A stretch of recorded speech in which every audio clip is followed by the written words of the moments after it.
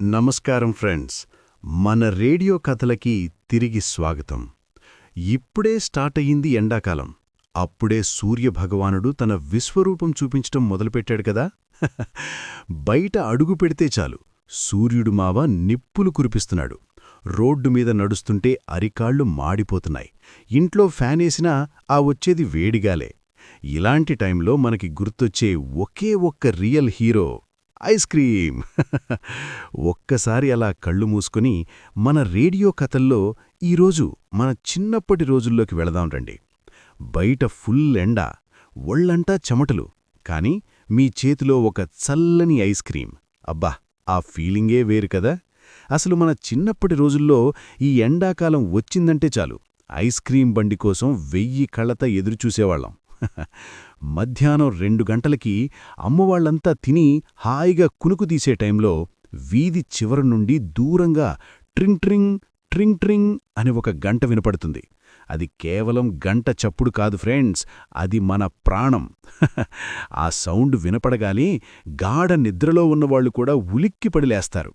బండొచ్చిందిరాయ్ అని పిల్లలంతా కేకలు వేస్తూ ఆడుకుంటున్న ఆటలు వదిలేసి బయటికి పరిగెత్తుతారు. పెద్దలేమో బయటికి కనిపించకుండా యధవ ఎండ, ఇప్పుడు ఐస్ క్రీంలెందుకురా అంటూనే లోపల మాత్రం నాకు కూడా ఒకటుంటే బాగున్ను అని మనసులో ఫీలవుతుంటారు. ఆ గంట చప్పుడు వినపడగానే అమ్మని కాకాపట్టి ఇంట్లో ఎక్కడో దాచుకున్న చిల్లర డబ్బంతా బయటికి తీసి అది చాలకపోతే నాన్న ప్యాంటు జేబులో ఏమైనా చిల్లర దొరుకుతుందేమో అని వెతికి ఒక్క పరుగున బండి దగ్గరికి వెళ్లడం ఒక పెద్ద అడ్వెంచర్ కదా. ఆ బండి దగ్గరికి వెళ్లగానే ఆ డబ్బా లోపల ఐస్ గడ్డల నుండి వచ్చే ఆ చల్లని గాలి తగులుతుంటే భలే ఉంటుంది.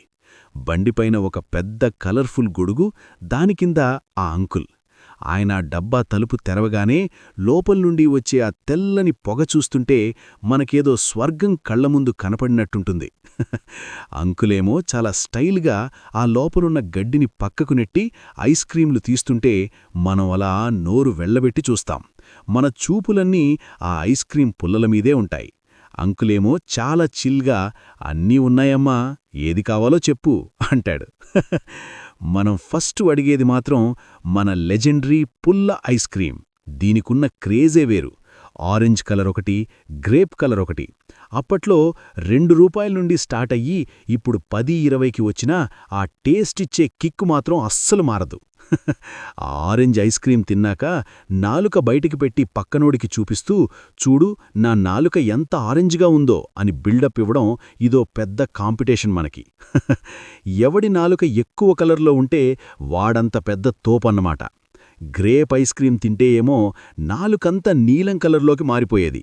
అది చూసి దెయ్యంలా ఉన్నావని ఆట పట్టించుకోవడం గుర్తొస్తే భలే నవ్వొస్తుంది కదా. ఇక వెరైటీల విషయానికొస్తే అప్పట్లో మన ఫేవరెట్ కుల్ఫీ.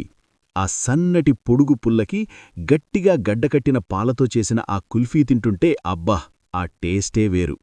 అది కరగకుండా ఉండటానికి అంకుల్ దాన్ని జాగ్రత్తగా తీసిస్తుంటే మనం కూడా అంతే జాగ్రత్తగా తింటాం.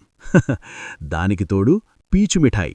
ఆ పింక్ కలర్లో ఉండే మేఘంలాంటి పీచు మిఠాయిని నోట్లో పెట్టుకోగానే కరిగిపోతుంటే ఏదో మ్యాజిక్ జరిగినట్టనిపించేది కదా. ఆ పీచు మిఠాయి అంకుల్ కూడా ఒక గంట పట్టుకొని వస్తాడు. ఐస్ క్రీంతో పాటు అది కూడా మన చిన్నప్పటి ఎండాకాలంలో ఒక మెయిన్ పార్ట్. గాలికి ఆ పీచు మిఠాయి ఎగిరిపోకుండా అంకుల్ దాన్ని కవర్లో పెట్టిస్తుంటే మనకదొక పెద్ద నిధిలాగా అనిపించేది. అసలా ఐస్ క్రీం అంకుల్ దగ్గర బేరమాడడం ఇంకో లెవెల్ టాలెంట్. అంకుల్, ₹5కి 2 ఇవ్వండి అంకుల్ అని రిక్వెస్ట్లు. అంకులేమో కుదనదమ్మా, అసలే రేట్లు పెరిగిపోయాయి అని ఏదో సాకులు చెప్తాడు. ఇంతలో తమ్ముడో లేదా చెల్లో వచ్చి నీకు పెద్ద స్టిక్ వచ్చింది, నాకు చిన్న స్టిక్ వచ్చింది అని ఏడవడం స్టార్ట్ చేస్తారు. ఐస్ క్రీం కోసం చేసే ఈ గొడవలు కురుక్షేత్రం యుద్ధం కంటే తక్కువేమీ కాదు ఫ్రెండ్స్. ఒకవేళ పొరపాటున ఐస్ క్రీం ముక్క కొంచెం కింద పడిపోతే చాలు, ఆ రోజు ప్రపంచం మొత్తం ఆగిపోయినంత పెద్ద విషాదంలా ఫీలైపోయేవాళ్లం కదా.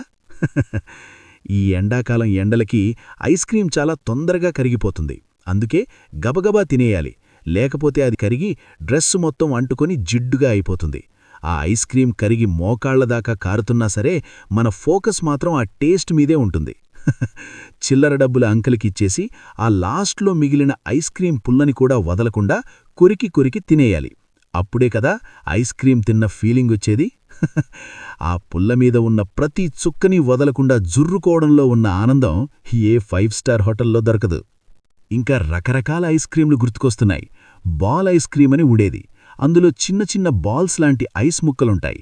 రంగురంగుల సిరప్పులు వేసి చూపిస్తుంటే చూడ్డానికి 2 కళ్ళు చాలం. పెపర్మింట్ ఐస్ క్రీం, స్ట్రాబెర్రీ, పిస్తా ఇలా ఎన్ని ఫ్లేవర్సొచ్చినా మనకి మాత్రం ఆ పుల్ల ఐస్ క్రీం ఇచ్చే కిక్కే వేరు.